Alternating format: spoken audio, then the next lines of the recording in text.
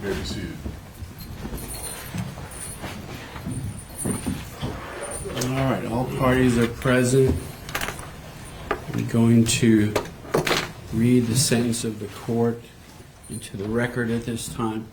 In doing so, there are portions of the sentencing order that are case law citations that I will not be reading, but they do appear in the written order.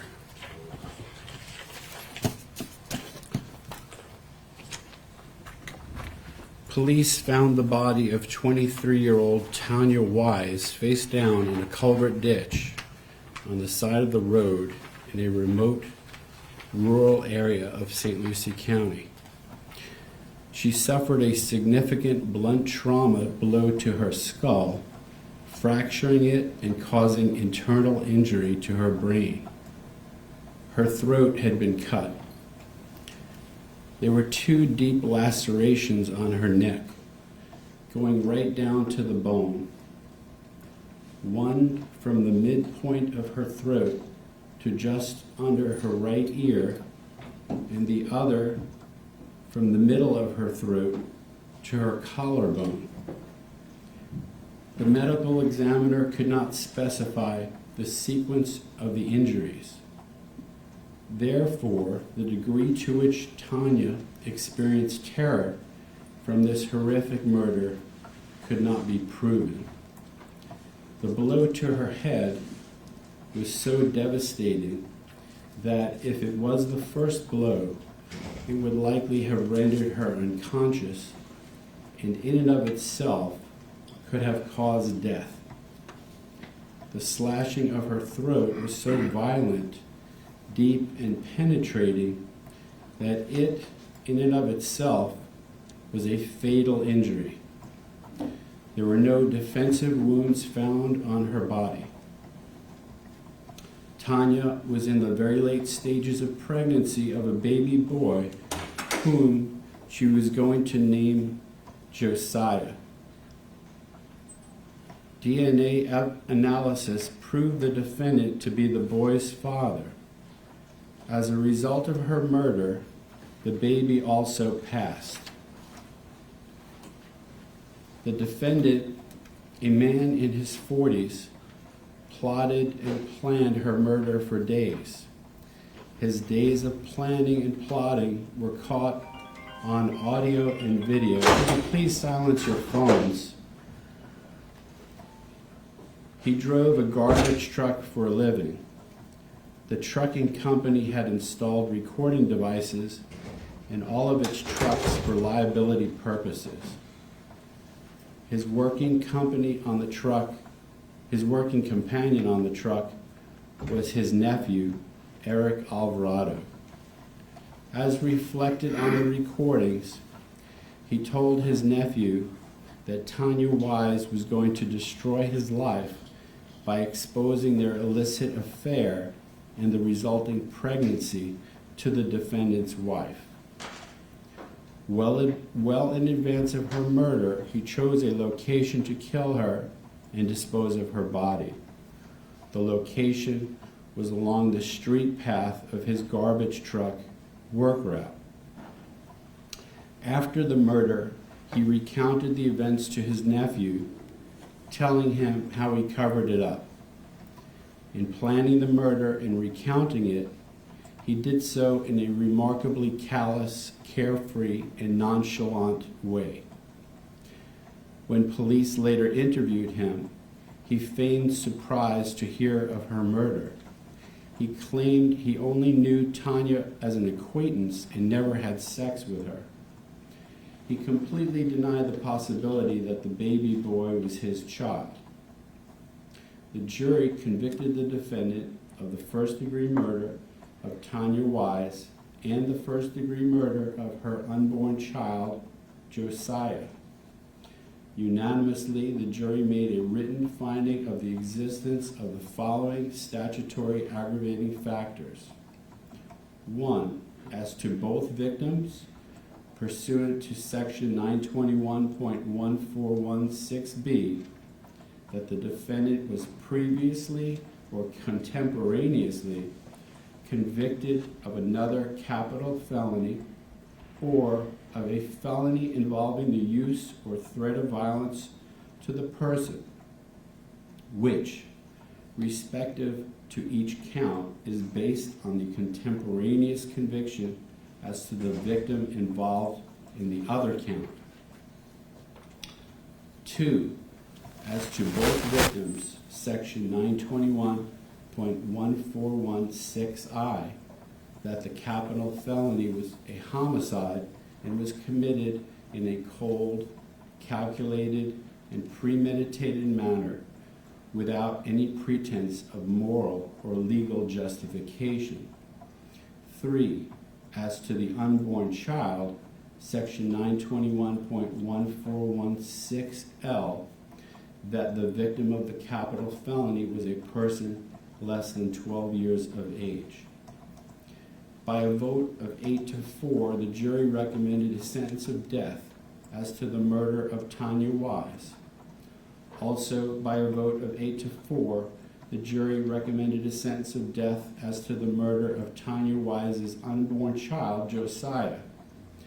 After receiving the jury's recommendation, the court allowed the defendant a separate hearing to allow for an opportunity to argue and present additional mitigating evidence pursuant to Spencer v. State.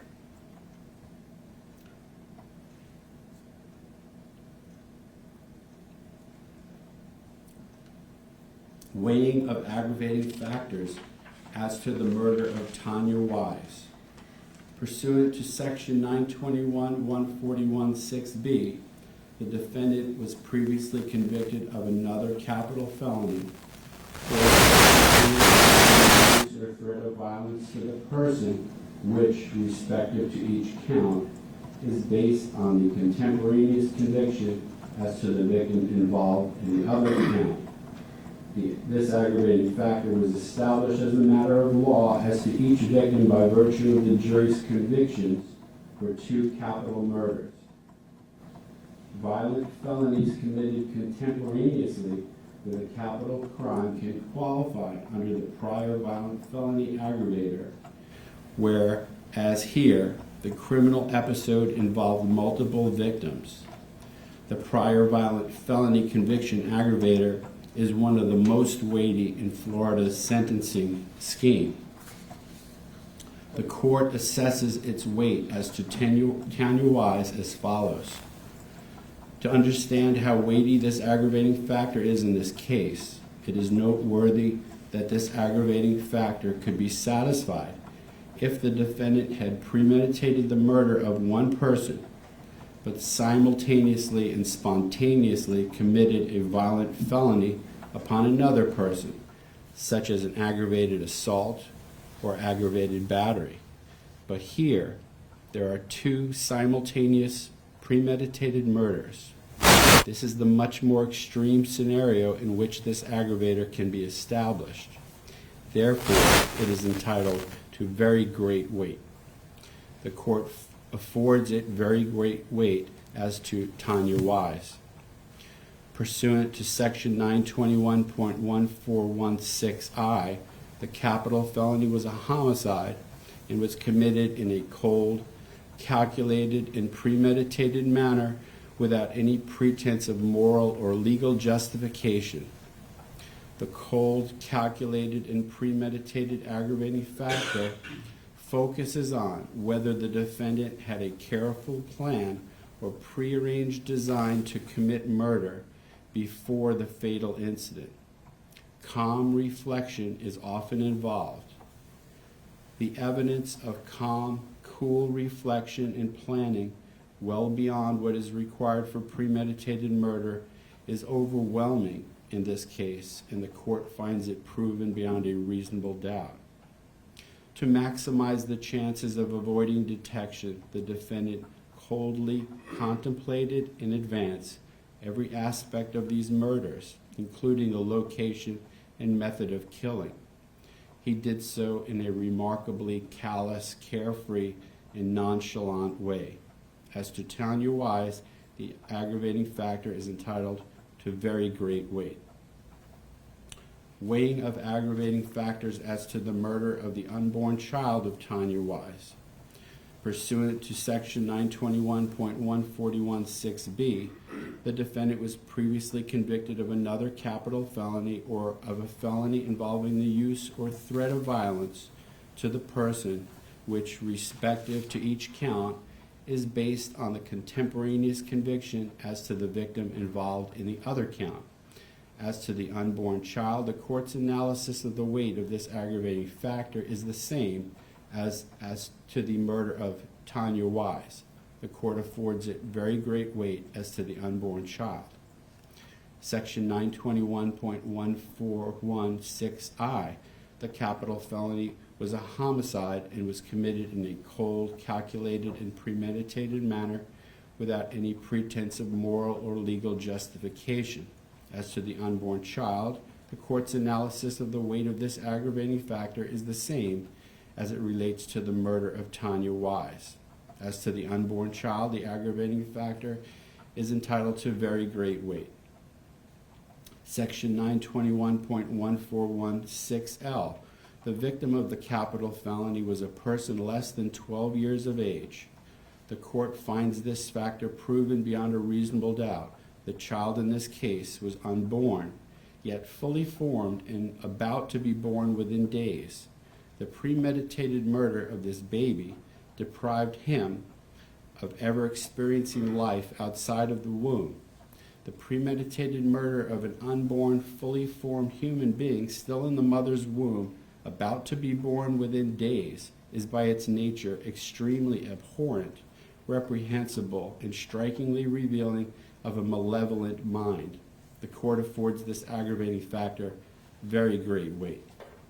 Findings regarding mitigating factors reasonably established in ways to properly carry out its important duty and to allow for meaningful appellate review, this court must expressly evaluate herein each statutory and non-statutory mitigating circumstance. In addition to the mitigation presented to the jury, the court has also considered any suggested mitigation from the Spencer hearing. Any proposed mitigation, whether statutory or non-statutory, must be reasonably established by the greater weight of the evidence. If a statutorily listed mitigating circumstance is supported by the evidence, it must then be weighed as to its significance. Unlike statutory mitigation, the court must first determine if proven non-statutory suggested mitigating circumstances are truly mitigating in nature. Once truly mitigating non-statutory mitigation is established by the greater weight of the evidence, the court must weigh it. It is within the sentencing judge's discretion to determine the relative weight given to each established mitigator. Because of the overlapping and related nature of many of the mitigators, the court has grouped some of them to ease and clarify the analysis. The court has still individually contemplated and considered the nuances of each of the suggestions in weighing them. The court has carefully applied its reasoned judgment in this regard. Statutory mitigating factors. Considered statutorily listed mitigating factor. The defendant has no significant history of prior criminal activity, and considered related non-statutory mitigating factor. The defendant has no prior history of violence. These circumstances were established by stipulation as to no prior criminal history in general, and by testimony as to the lack of violent history. This included specific instances when the defendant maintained his cool when others might have reacted more aggressively. Adding to this mitigation is that during the defendant's life, he was faced with stressful circumstances similar to those posed by the threat of exposing his infidelity in this case. Specifically, he was on more than one occasion taxed with his self-created predicament of supporting children he fathered out of wedlock. On those occasions, he did not respond with violence or criminal activity, Rather, he responded responsibly. Additionally, during the breakup of his relationship with Madeline Cologne, she put him in a situation where many men might respond aggressively, but he did not. When she discovered his involvement with another woman, she burned his clothes, broke his phone, keyed his truck, and flattened its tires. Despite this, he remained calm and did not act violently. According to her, he handled it perfectly. Childhood reports of the defendant's behavior were consistent with him being non-aggressive. Family members reported that they had to stick up to bullies on the defendant's behalf. This mitigator was established, and it is entitled to moderate to great weight. Non-statutory mitigating factors. Considered related non-statutory mitigating factors. While in jail custody awaiting trial, the defendant has been a peaceful, mostly compliant inmate. The defendant can positively contribute to society as an inmate worker if sentenced to life in prison without parole. The defendant has demonstrated exemplary jail-prison behavior. The defendant will be required to work 60 hours per week in general population at the Florida Department of Corrections if sentenced to life without the possibility of parole, and he would adjust well in that general population setting. He would likely contribute to the prison system.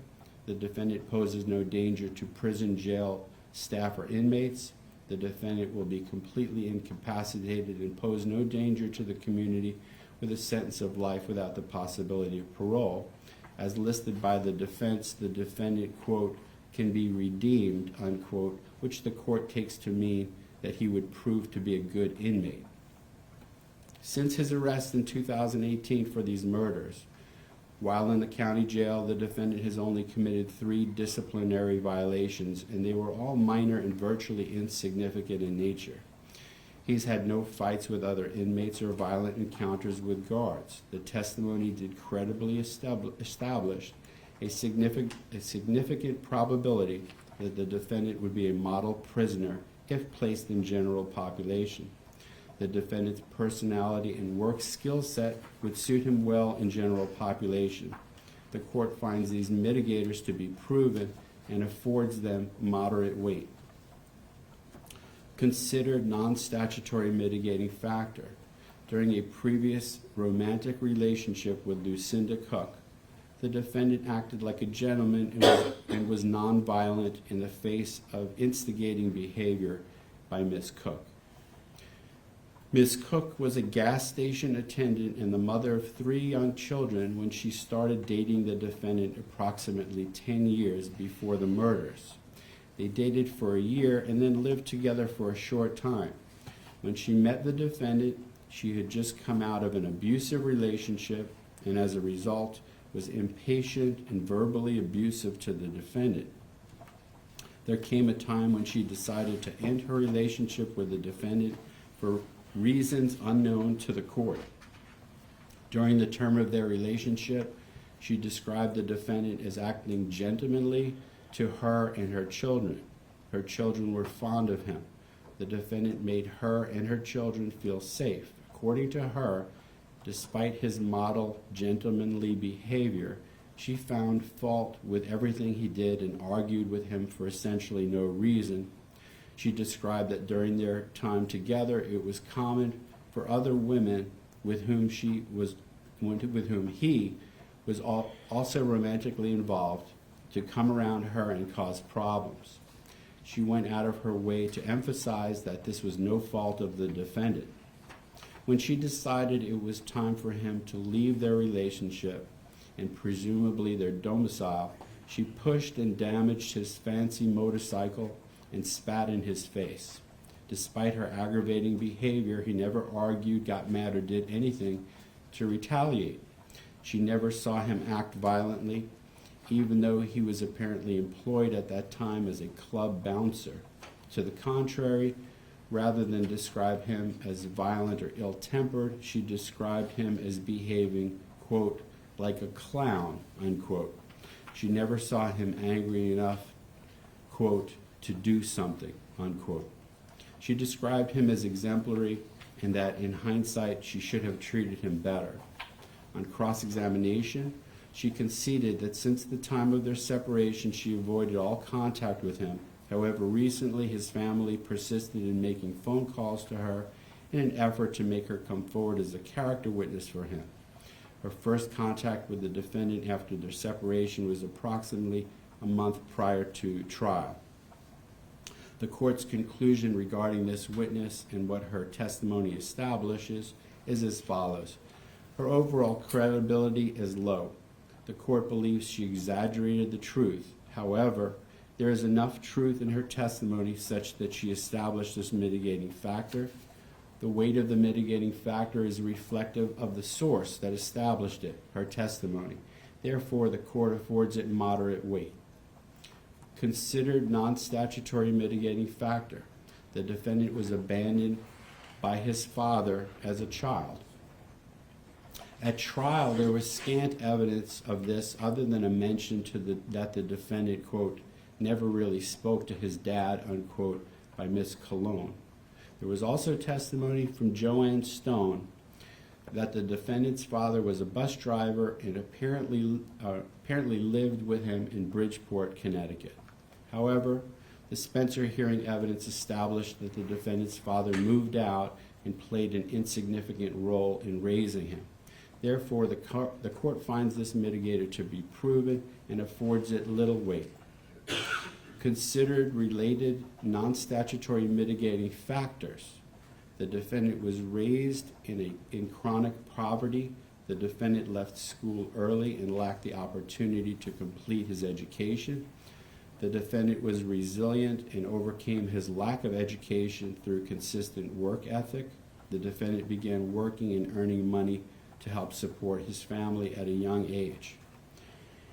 The evidence established that the defendant was raised in a low-income environment and likely had less opportunity to further himself than most other people. However, as testified by Monica Ropiza, his cousin, they were low income, but, quote, had what they needed, unquote. These circumstances were proven. The court affords them little weight. Considered related non-statutory mitigating factors. The defendant suffers from transgenerational family trauma.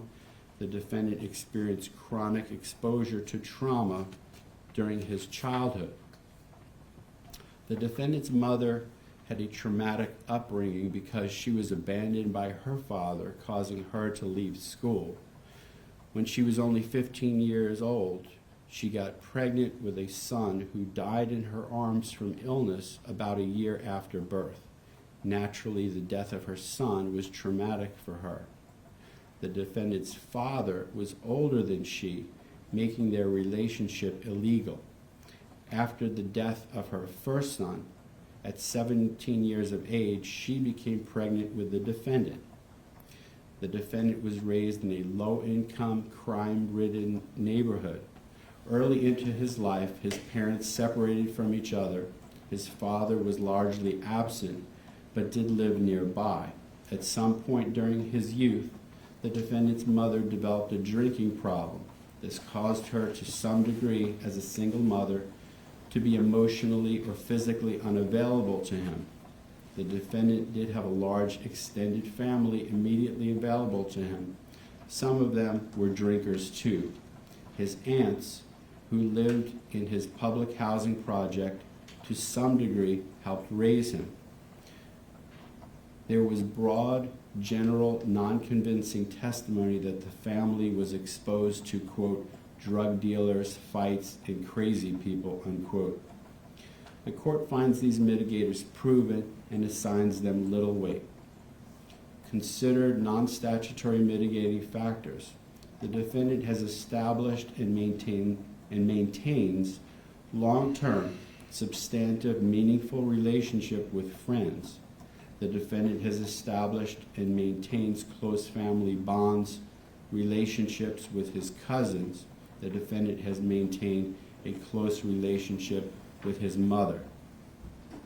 These were established by the evidence. The court considers this mitigation also in the greater context that the murders in this case, as aggravated as they are seemingly out of character. The defendant's life relationships are not typical of the type of antisocial person one would expect would commit the murders in question. The court finds these mitigators proven and affords them moderate weight. Considered related non-statutory mitigating factors. The defendant has established and maintains close family bonds relationships with his children. The defendant provided support for his children. The defendant has established and maintained before his incarceration close family bonds relationships with the mothers of his children. Aside from committing the murders, the defendant has been a positive influence on family members.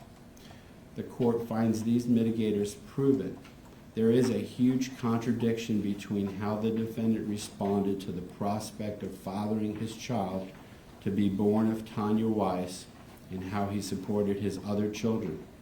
The defendant supported his other children generously according to his means and without compulsion. He was very active in their lives. With regard to one of his children, his support continued even when he learned after years of support that the child was not in fact biologically his. The court affords these mitigating factors moderate to great weight. Considered related non-statutory mitigating factors. The defendant was a positive influence on his former girlfriend and her children. The defendant helped his former girlfriend's son's mother escape a dangerous domestic violence situation. Defendant fathered a child with Madeline Cologne.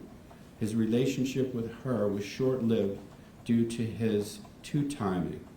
However, after they split up, they stayed friends, and the defendant supported their child, Antonio, by regularly bringing groceries and school supplies and by paying the child's social fee for the Boys and Girls Club.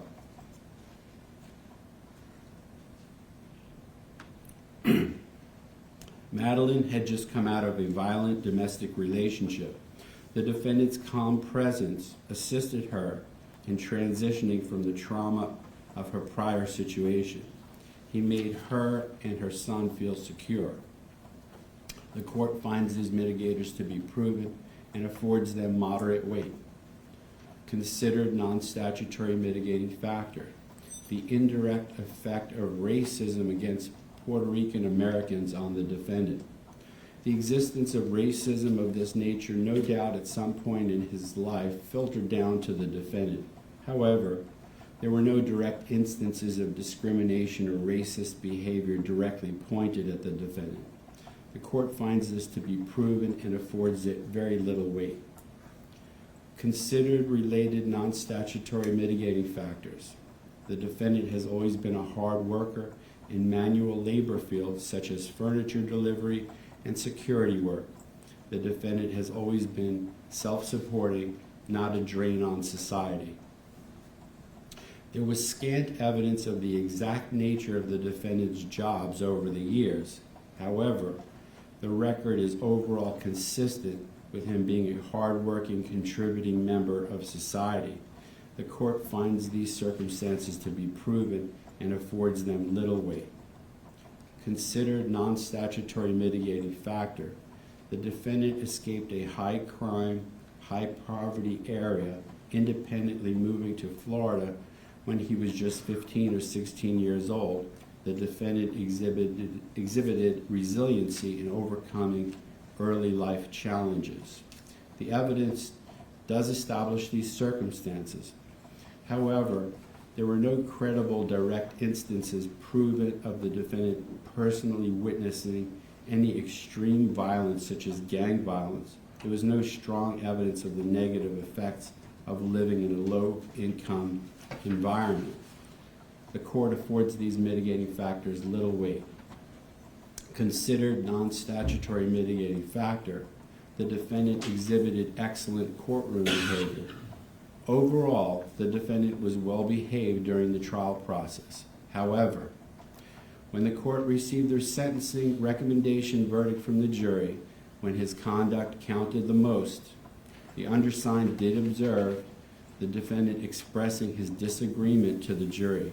He noticeably shook his head in disapproval rather than remaining still and accepting the judgment of his peers. This came after the defendant heard the court admonish all audience members not to react by showing joy or displeasure so that jurors would not have a negative experience and be dissuaded from serving. The defendant did the very thing that he heard the court admonish the audience not to do. The court finds this factor to be proven and affords it extremely little weight. Considered non-statutory mitigating factor. The defendant will continue to offer a positive life influence on his children, other family members, and friends who have become emotionally dependent on him. Given the circumstances of his family's reaction to his conviction by distancing themselves, the degree to which the defendant's family will stay in touch with him is uncertain. However, the court does believe that if given a chance, the defendant would remain in contact with and support his relatives as best he could. The court finds this to be proven and affords it little weight. Considered non-statutory mitigating factor. After the jury recommended the death penalty for him, the defendant expressed empathy for his victims to his mitigation specialist. The court finds this to be proven and affords it very little weight. Suggested and rejected non-statutory mitigating factors. The negative effect of a prolonged appellate process on the victim's family and the dangerousness of general population as opposed to death row. The court does not find that the negative effect of a prolonged appellate process on the victim's family is a proper consideration, nor does the court find that the dangerousness of general population as opposed to death row is a proper consideration. In the defense mitigation expert report, neither of these were connected whatsoever personally to the defendant. Rather, they were framed as general policy arguments. Neither of these circumstances meet the definition of a mitigating factor under the law, that is, matters relevant to the defendant's character or record or the circumstances of the offense proffered as a basis for a sentence less than death. Conclusion after the weighing process. The court has carefully weighed the aggravating and mitigating circumstances as to each murder individually. The court's weighing process can be summarized as follows. As to Tanya Wise, there are 2 aggravating factors that are entitled to very great weight. As to the unborn child, there are 3 aggravating factors that are entitled to very great weight. As to the mitigating factors, the cumulative weight of the mitigation is entitled to moderate to great weight. As to each murder, the court finds that the aggravating factors outweigh the mitigating circumstances. As required by law, this court has given great weight to the jury's recommendation. The court's weight analysis in this case, with its acknowledgement of significant yet outweighed mitigation, is a reflection of the jury's 8-4 vote for death as to each of the murders. The court's independent evaluation of the case herein leads to the conclusion that the death sentence is the appropriate and just sentence as to each victim. Therefore, Jose Soto-Escalera, I hereby sentence you to death for the first-degree murder of Tanya Wise. I also independently sentence you to death for the first-degree murder of her unborn child. I hereby order that you be taken by the Sheriff of St. Lucie County to Florida State Prison for close and secure confinement until the date of your execution, at such time as scheduled by the Governor of the State of Florida at the place of execution named in his warrant of execution. You shall be put to death by the means provided by Florida law at that time, and may God have mercy on your soul. You are hereby notified that the sentence of death is subject to automatic review by the Supreme Court of Florida. The court finds you continue to be indigent and hereby appoints the office of the public defender to represent you on appeal. And that is the sentence of the court, and that will end this case. Thank you all.